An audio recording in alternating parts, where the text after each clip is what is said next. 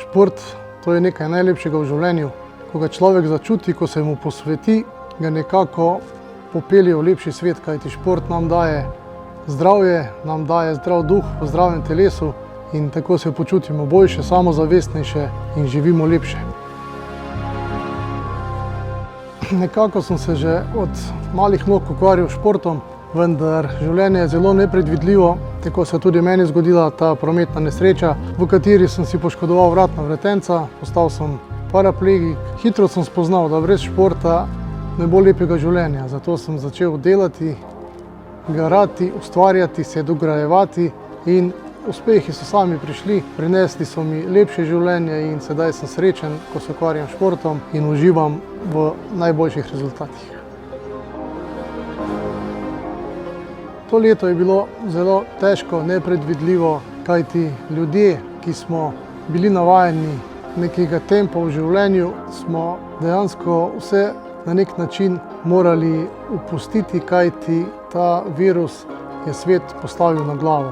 Tako da smo se morali na hitro prilagoditi novim razmeram, postati še bolj disciplinirani in pa nismo smeli zaspati, kajti če smo športniki hoteli naprej graditi rezultate, ustvarjati in obdržati dobro formo, smo morali tudi kljub težkim razmeram trenirati in nekako upati na čim boljše razmere, da bomo lahko začeli tekmovati in dosegati najboljši možen rezultat, ki bo nam dan v tistem trenutku. Zaradi svojega uspeha sem sigurno jokal v Sydneyju na svetovnem prvenstvu v Avstraliji, na katerem sem osvojil medaljo. Verjetno pa sem tudi kakšno solzo potočil ob drugih naših športnikih, ki jih spremljam po televiziji, ko dosegajo najboljše rezultate na svetu, kajti v tistem trenutku jih tudi jaz začutim, kako je to lepo, ko stojijo v cilju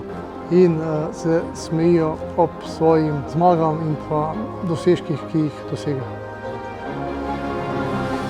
Vsak vrhunski športnik ima neko svojo specifiko, prav tako je tudi pri trenerjih. Težko je posameznika postaviti v neko vlogo, zakaj je tako specifičen, ampak sigurno njegov način življenja, razmišljanje in pa okolica ga postavijo v neko vlogo, v kateri se razvija, se dopolnjuje in če hočeš biti najboljši, moraš biti specifičen na svoj način. Vsak mladi športnik mora najprej šport začutiti in ga upravljati oziroma se z športom ukvarjati z srcem, da mu to pride v veselje in potem lahko tudi začne resneje trenirati, da mu šport ni v breme, da mu treningi ne delajo preglavic, ampak so mu užitek in če nekaj dela s srcem, z dobro voljo in z veseljem, potem pridejo rezultati, ki ti dajo dodatno moč in te ustvarijo vrhunskega.